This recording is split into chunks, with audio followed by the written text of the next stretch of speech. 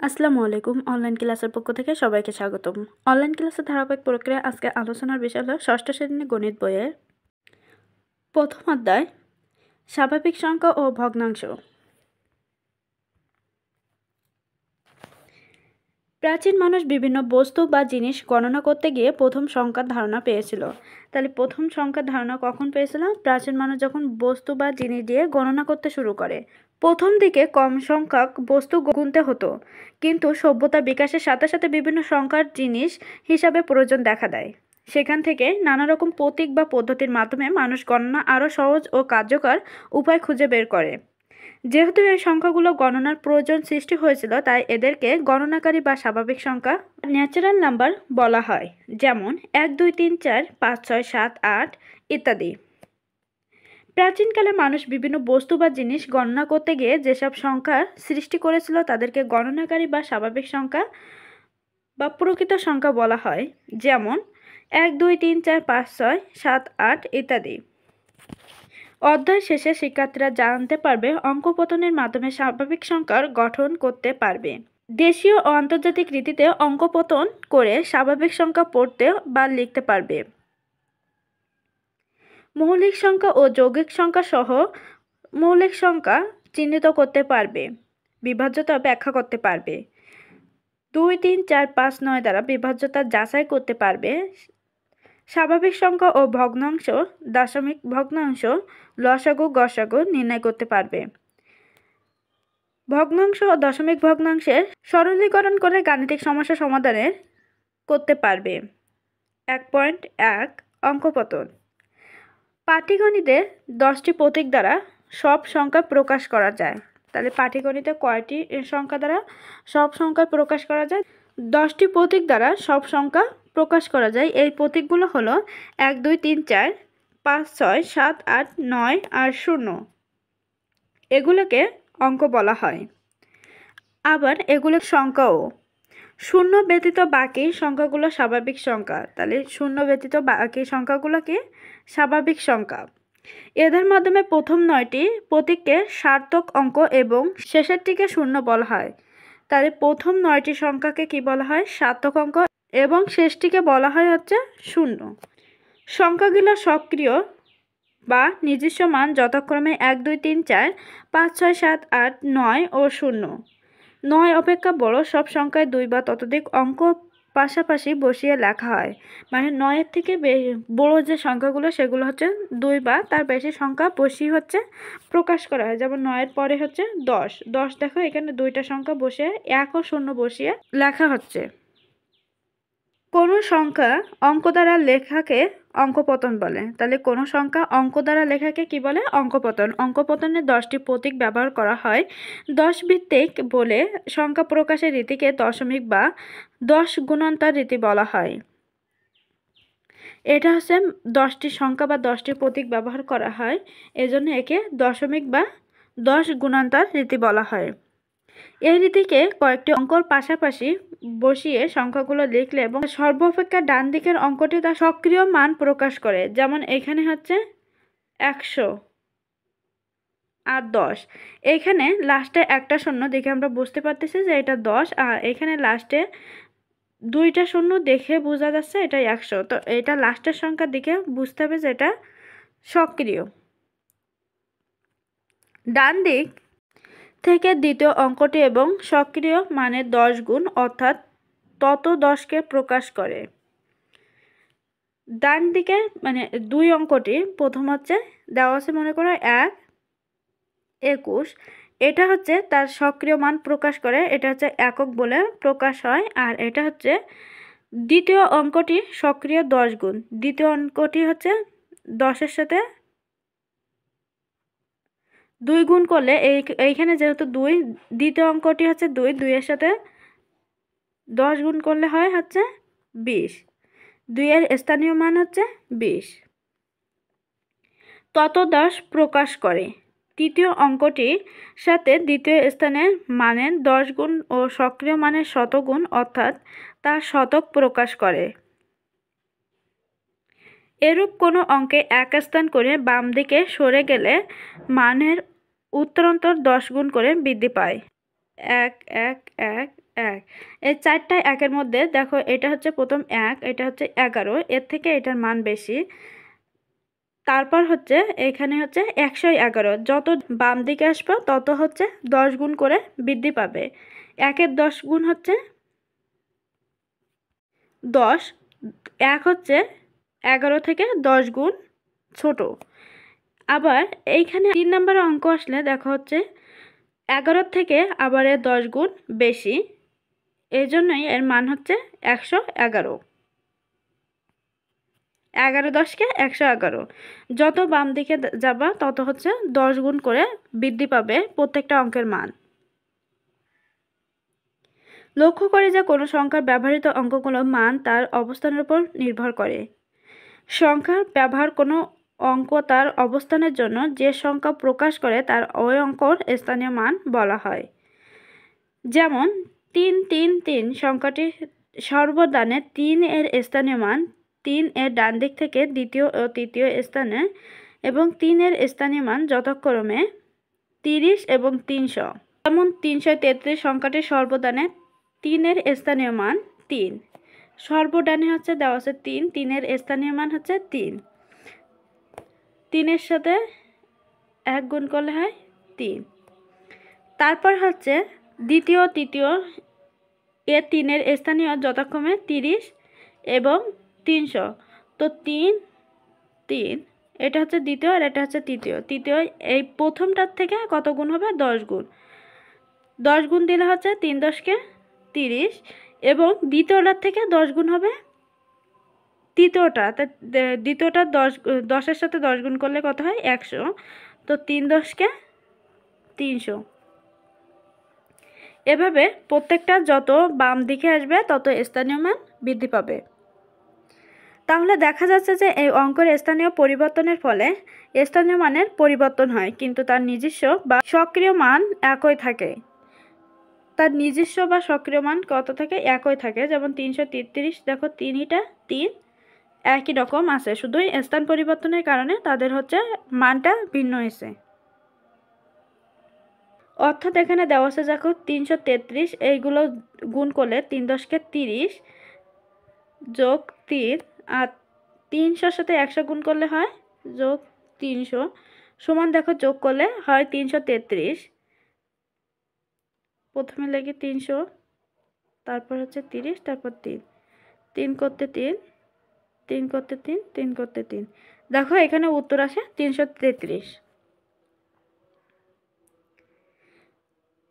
দেশীয় সংখ্যাপটন রীতি। আমরা পূর্ববর্তী শ্রেণীতে দেশীয় রীতি অনুযায়ী গণনা করতে শিখেছি। এই রীতিতে সংখ্যার ডান দিক থেকে প্রথম, দ্বিতীয়, তৃতীয় স্থান যথাক্রমে একক, দশক, শতক প্রকাশ করে। চতুর্থ, পঞ্চম, ষষ্ঠ, সপ্তম, অষ্টম স্থানকে যথাক্রমে হাজার, অযুত, লক্ষ, নিযুত, কোটি বলা হয়। এখানে দেশীয় রীতি গঠনের একটা ছক দেওয়া আছে, এটা তোমরা মুখস্থ করবে। প্রথম দেওয়া আছে একক, মানে প্রথম যে সংখ্যাটা দেওয়া থাকবে সেটা বসবে। দশক, দ্বিতীয় সংখ্যাটা বসবে। শতক তৃতীয়। তারপর হাজারের ঘরে হচ্ছে 2টা ঘর হবে, কারণ হাজার হচ্ছে সবসময় জোড়া হাজার হয়। যেমন 10,000, 11,000, 12,000। তো তার ক্ষেত্রে যখন হচ্ছে 1,000 হবে শুধু হচ্ছে চতুর্থ ঘরে বসবে। যখন হচ্ছে 11,000 হবে তখন আর একটা 1 হচ্ছে অযুতের ঘরে দিতে হবে। লক্ষর ঘরে ঠিক হাজারের মতো, যদি হচ্ছে খালি একটা লক্ষ হয় তাহলে শুধু হচ্ছে একটা লক্ষই বসে যাবে। যদি জোড়া লক্ষ হয় যেমন 22 লক্ষ, তখন নিযুতের ঘরে বসবে, আর কোটি যেরকম আছে সেরকম বসে যাবে। কোটির ওই পাশে কোনো সংখ্যা আর কোনো নেই, এই জন্য যে সংখ্যা থাকবে সেই সংখ্যাটাই বসে যাবে পরপর। এই ছকটা তোমরা মুখস্থ করে নিও। এককের ঘরে অঙ্ক কথায় লেখা বা পড়া হয় 1 2 3 4 ইত্যাদি। কিছু 2 অঙ্কের সংখ্যাগুলো বিশেষ বিশেষ নাম রয়েছে, যেমন 25 38 71 বলা হয় যথাক্রমে 25 38 71।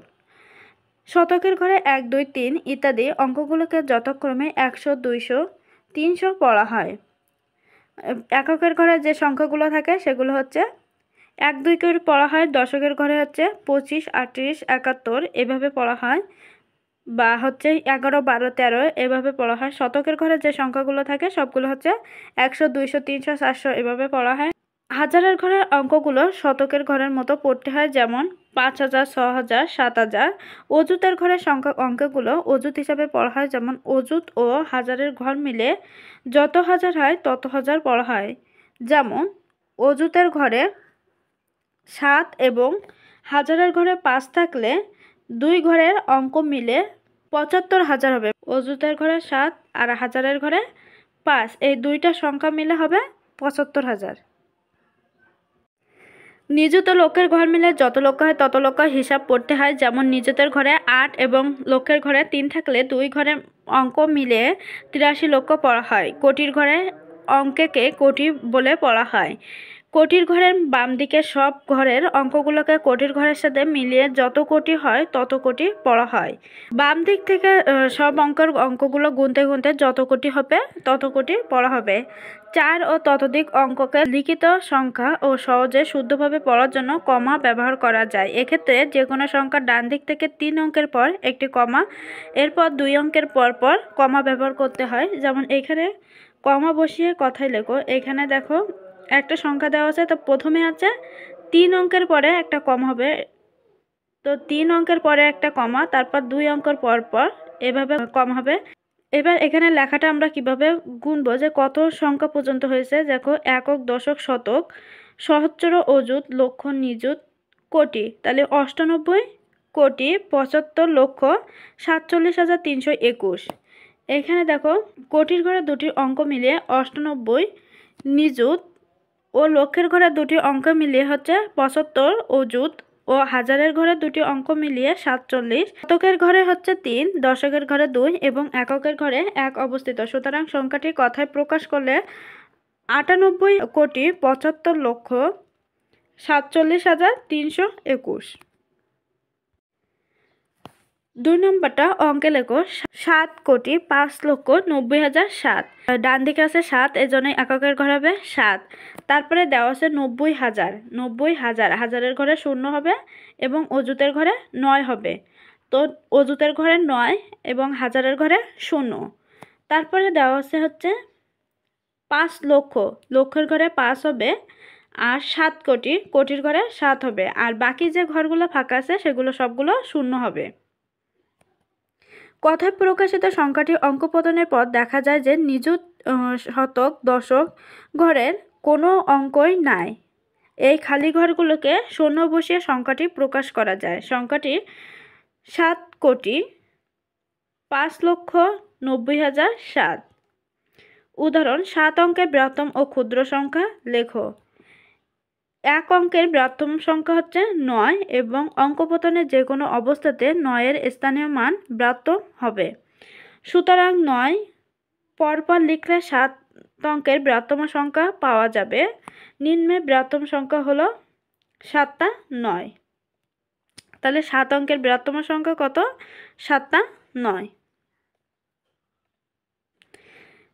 আবার ক্ষুদ্রতম অঙ্কগুলো হলো 0। বৃহত্তম সংখ্যা হচ্ছে 1 অঙ্কের বৃহত্তম সংখ্যা হচ্ছে 9, আর 1 অঙ্কের ক্ষুদ্রতম সংখ্যা হচ্ছে 0।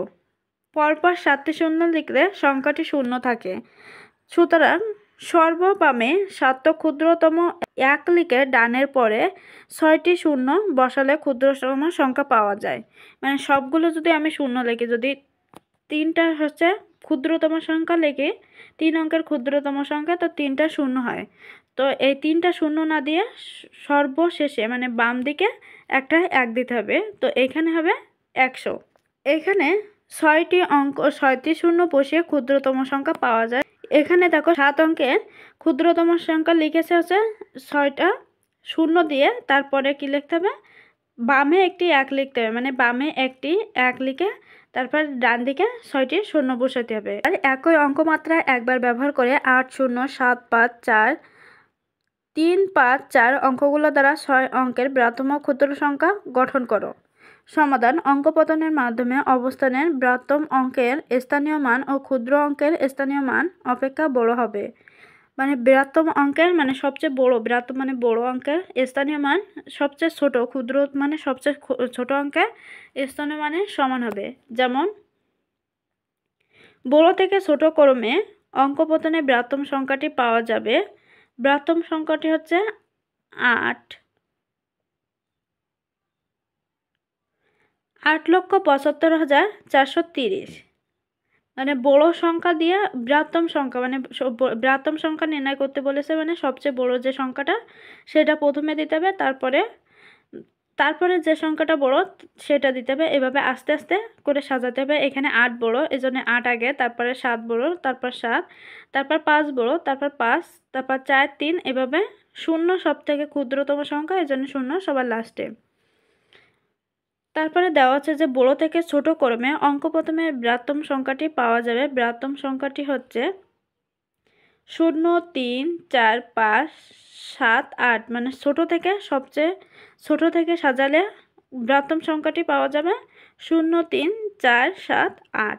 সংখ্যাটি ছোট সংখ্যা থেকে বড় ক্রমে অঙ্কপতন করলে ক্ষুদ্র সংখ্যাটি পাওয়া যাবে, কিন্তু সর্বমানে 0 বসালে প্রাপ্ত সংখ্যাটি অর্থবোধক 6 অঙ্কের সংখ্যা না হয়ে সংখ্যাটি 5 অঙ্কের হবে, কারণ বাম দিকে শূন্যর কোনো দাম থাকে না।